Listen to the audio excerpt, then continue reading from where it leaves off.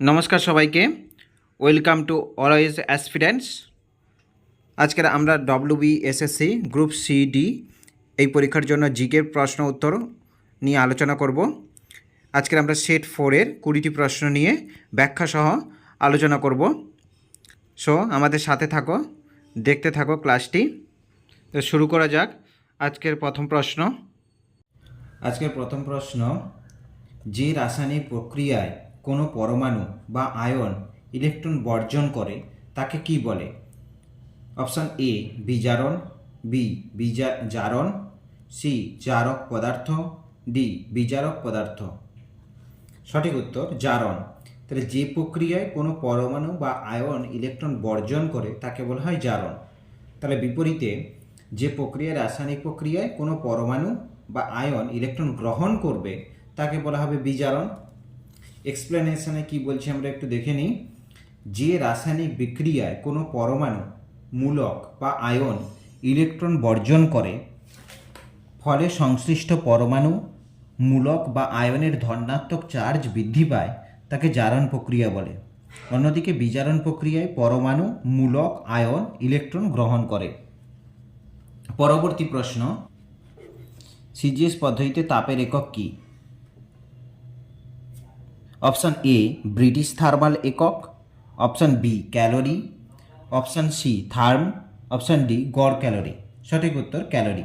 CGS পদ্ধতিতে তাপের একক হচ্ছে ক্যালোরি, আর এসআই পদ্ধতিতে বললে জুল। পরবর্তী প্রশ্ন, স্থির বস্তু যে ধর্মের জন্য স্থিরাবস্থা বজায় রাখার চেষ্টা করে তাকে কি বলা হয়? বেগ, অপশান বি এটা স্থিতিজাড্য হবে, সি অপশান বি স্থিতিজাড্য, অপশান সি গতিজাড্য, অপশান ডি ত্বরণ। তাহলে কোনো স্থির বস্তু স্থির থাকার প্রবণতা তাকে বলা হবে স্থিতিজাড্য। এইটা একটি স্থির বস্তু, এটি একটি স্থির বস্তু। এই স্থির বস্তুর যে স্থির থাকার প্রবণতা, স্থির থাকতে চায়, তাকে বলা হবে স্থিতিজাড্য। আর কোনো চলমান বা গতিশীল বস্তু যে গতিশীল থাকতে চায় সেটা হচ্ছে গতিজাড্য।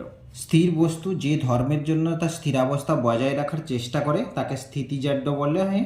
দৈনন্দিন জীবনে আমাদের স্থিতিজাড্যের উদাহরণ, কোনো বস্তুকে কোথাও রাখা হলে বা ধাক্কা দিলে বা ঠেলা দিলে তখন বা বাজদি থেকে বল প্রয়োগ না করা পর্যন্ত ওই স্থির বস্তুটা চিরকাল স্থির অবস্থায় থাকবে। নিম্নলিখিত কোনটি নিউক্লিয়াসের অংশ নয়? Option A chromosome, B nucleus, C cytoplasm, D nuclear envelope.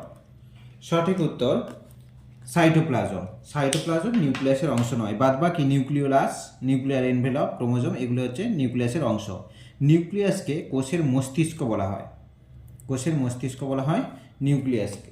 নিউক্লিয়াসের 4টি অংশের মধ্যে নিউক্লিয়ার রস এখানে অনুপস্থিত, নিউক্লিয়ার রস থাকে না। সাইটোপ্লাজম ও নিউক্লিয়াসের অংশ নয়, এটি প্রোটোপ্লাজমের অংশ। পরবর্তী প্রশ্ন, কোষ বিভাজনের একটি পদ্ধতি কি? হেটেরোসিস, ফিউশন, মাইটোসিস, অপশান ডি কোনোটি নয়। কোষ বিভাজনের 3টি পদ্ধতি রয়েছে। কি কি? অ্যামাইটোসিস, মাইটোসিস আর মিওসিস। তাহলে এই 26 নম্বর কোষ বিভাজনের একটি পদ্ধতি, অপশান সি মাইটোসিস। পরবর্তী প্রশ্ন, ডিএনএ সংশ্লেষ ঘটে কোষ বিভাজনের কোন দশায়? অপশান এ ইন্টারফেজ দশায়, অপশান বি অ্যানাফেজ দশায়, অপশান সি প্রোফেজ দশায়, অপশান ডি টেলোফেজ দশায়। সঠিক উত্তর ইন্টারফেজ দশায়। কোষ বিভাজনের ইন্টারফেজ দশা এস উপদশায় বা এস দশায় ডিএনএ সংশ্লেষ ঘটে বা ডিএনএ সংশ্লেষ হয়। রাইবোজোম একটি গুরুত্বপূর্ণ ভূমিকা পালন করে কোষের মধ্যে। অপশান এ সালোক সংশ্লেষ, অপশান বি প্রোটিন সংশ্লেষ, অপশান সি লিপিড সংশ্লেষ, অপশান ডি শ্বসন। প্রোটিন সংশ্লেষ করে রাইবোজোম, প্রোটিন সংশ্লেষ করে। প্রোটিন সংশ্লেষের আধার রূপে কাজ করে এবং প্রয়োজনীয় উৎসেচক সরবরাহ করে, রাইবোজোম প্রোটিন সংশ্লেষের আধার রূপে কাজ করে এবং প্রয়োজনীয় উৎসেচক সরবরাহ করে। অ্যামাইনো অ্যাসিডগুলিকে একত্রিত করে প্রোটিন গঠন করে। তাই জন্য রাইবোজোমকে আমরা অনেক সময় প্রোটিনের কারখানাও বলে থাকি। কোষের প্রোটিনের কারখানা। আমরা একটু আগে পড়েছি কোষের মস্তিষ্ক নিউক্লিয়াস, আর কোষের প্রোটিন কারখানা বললে রাইবোজোম। পরবর্তী প্রশ্ন, জাইলেম কলা মূলত যে কাজের সাথে যুক্ত? অপশান এ উদ্ভিদের সালোক সংশ্লেষ, অপশান বি উদ্ভিদের জল ও খনিজ পদার্থ পরিবহন, অপশান সি উদ্ভিদের তৈরি খাদ্যের সঞ্চয়, অপশান ডি উদ্ভিদের উৎসেচক পরিবহন। সঠিক উত্তর অপশান বি উদ্ভিদের জল ও খনিজ পদার্থ পরিবহন। ফ্লোয়েম কলা কি করে খাদ্য সংবহনে সহায়তা করে? আমাদের মনে রাখতে হবে জাইলেম ও ফ্লোয়েমের কাজ কি। জাইলেম কলা কি করে? উদ্ভিদে জল ও খনিজ পদার্থ সংবহনে সাহায্য করে। আর ফ্লোয়েম কলা কি করে? উদ্ভিদের মধ্যে খাদ্য সংবহনে সহায়তা করে। পরবর্তী প্রশ্ন, ট্যাক্সোনমি বা বিন্যাসবিদ্যার জনক নামে কে পরিচিতি লাভ করেন বা কে পরিচিত? Option A Linnaeus, option B Aristotle, option C Engler, option D Charles Darwin. সঠিক উত্তর লিনিয়াস। এংলার জাতিজনিগত শ্রেণীবিদ্যা সম্পর্কে প্রচলন করেন, অ্যারিস্টটল গ্রিক দার্শনিক, চার্লস ডারউইন প্রাকৃতিক নির্বাচন তত্ত্বের স্রষ্টা, আর ট্যাক্সোনমি বা বিন্যাসবিধির জনক বলা হয় লিনিয়াসকে। লিনিয়াস সর্বপ্রথম বিজ্ঞানসম্মত উপায়ে বিন্যাসবিধি সম্পর্কে আলোকপাত করেন। পরবর্তী প্রশ্ন, বীরবল কার ছদ্মনাম ছিল? Option A Rabindranath Tagore, option B Bankimchandra Chattopadhyay, option C Pramatha Chaudhuri, option D Madhusudan Dutta. ঠিক উত্তর প্রমথ চৌধুরী। প্রমথ চৌধুরীর ছদ্মনাম ছিল বীরবল। শরৎচন্দ্র চট্টোপাধ্যায় অনিলা দেবী ছদ্মনামে বিখ্যাত ছিলেন। শরৎচন্দ্র পণ্ডিত দাদা ঠাকুর, রবীন্দ্রনাথ ঠাকুর ভানু সিংহ, প্যারীচাঁদ মিত্র টেকচাঁদ ঠাকুর, বীরেন্দ্র কৃষ্ণ ভদ্র বিরূপাক্ষ, সৈয়দ মুজতবা আলী সত্যপীর বা ওমর খৈয়াম, বলাইচাঁদ মুখোপাধ্যায় বনফুল, বিনয় মুখোপাধ্যায় যাযাবর, নারায়ণ সান্যাল বিকর্ণ। পরবর্তী প্রশ্ন, বুদ্ধ চরিতের লেখক কে? Option A Ashwa Ghosh, option B Nagarjuna, option C Buddha Ghosh, option D Panini. সঠিক উত্তর অশ্ব ঘোষ। বুদ্ধ চরিত্রের লেখক হলেন অশ্ব ঘোষ। অশ্ব ঘোষের লেখা গ্রন্থের নাম বুদ্ধচরিত। এইটি সংস্কৃত ভাষায় গৌতম বুদ্ধের জীবনী আকারে লেখা আছে। আমরা আরও কিছু গুরুত্বপূর্ণ প্রাচীন ঐতিহাসিক বই যেগুলি আমাদের খুবই ইম্পর্টেন্ট মনে রাখতে হবে আগামী পরীক্ষার জন্য। রাজতরঙ্গিনী বইটি লেখা কলহনের, যেখান থেকে কাশ্মীরের ইতিহাস আমরা জানতে পারি। পরে বলেছে রামচরিত মানস তুলসীদাসের লেখা রামচরিত মানস, স্বপ্ন বাসব দত্তা ভাসের লেখা, দশকুমার চরিত দণ্ডির লেখা, মুদ্রা রাক্ষস বা দেবীচন্দ্রগুপ্তম বিশাখা দত্তের লেখা। আরও কিছু বই রয়েছে যেমন চৈতন্য মঙ্গল জয়ানন্দ, তুজুকি বাবরি বাবর, তহকিক ই হিন্দ আল বিরুনি, গতকাল আমরা পড়লাম তহকিক ই হিন্দ আল বিরুনির লেখা, অল রিহলা ইবন বতুতা, কথা সরিত সাগর সোমদেব ভট্ট। পরবর্তী প্রশ্ন, ভারতের নাগরিক নন এমন কে ভারতরত্ন পেয়েছিলেন? Abraham Lincoln, Mother Teresa, Nelson Mandela, Khan Abdul Gaffar Khan. সঠিক উত্তর খান আব্দুল গফ্ফর খান। খান আব্দুল গফ্ফর খান হলেন প্রথম অভারতীয় যিনি ভারতরত্ন পেয়েছিলেন। ভারতরত্ন প্রাপক প্রথম দুই অভারতীয় খান আব্দুল গফ্ফর খান 1987 এবং নেলসন ম্যান্ডেলা 1990। ভারতরত্ন শুধুমাত্র ভারতীয় নাগরিকদের দেওয়া হবে এমন কোনো লিখিত বিধান নেই। মাদার টেরেসাকে 1980 সালে একজন নাগরিকত্ব প্রাপ্ত ভারতীয় নাগরিক যাকে এই পুরস্কার দেওয়া হয়েছিল। কি পুরস্কার? ভারতরত্ন।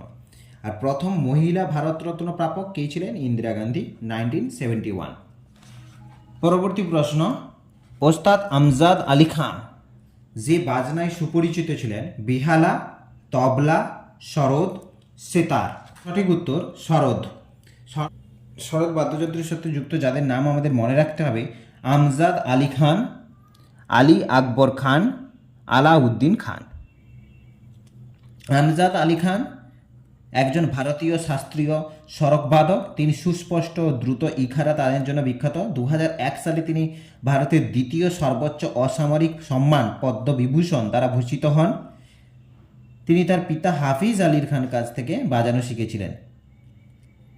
শরৎ নামটা এসছে অর্থ সুর, যার অর্থ আরও সুরেলা শব্দকে ইঙ্গিত করে। শরৎ বাদ্যযন্ত্রের সাথে যুক্ত তিনজন ব্যক্তি: আমজাদ আলী খান, আলী আকবর খান, আলাউদ্দিন খান। পরবর্তী প্রশ্ন, টি শব্দটি কোন খেলার সাথে যুক্ত? গল্ফ, ক্রিকেট, বিলিয়ার্ড, দাবা। সঠিক উত্তর গল্ফ। টি নামক শব্দটি, টি ডবল ই নামক শব্দটি গল্ফ খেলার সাথে যুক্ত। গল্ফে বল রাখার জন্য যে স্ট্যান্ডটা ব্যবহার করা হয় তারই নাম টি, তাই টি নামক শব্দটি গল্ফ খেলার সাথে যুক্ত। কিংবদন্তি টেনিস খেলোয়াড় রাফায়েল নাদাল যে রাষ্ট্রের নাগরিক? Option A Spain, option B England, option C Austria, option D Belgium. সঠিক উত্তর স্পেন। পরবর্তী প্রশ্ন, সার্কের পুরো কথাটি কি? সার্কের পুরো কথাটি হলো south Asian association for regional cooperation. SAARC বা দক্ষিণ এশীয় আঞ্চলিক সহযোগিতা সংস্থা দক্ষিণ এশিয়ার একটি আঞ্চলিক সংস্থা।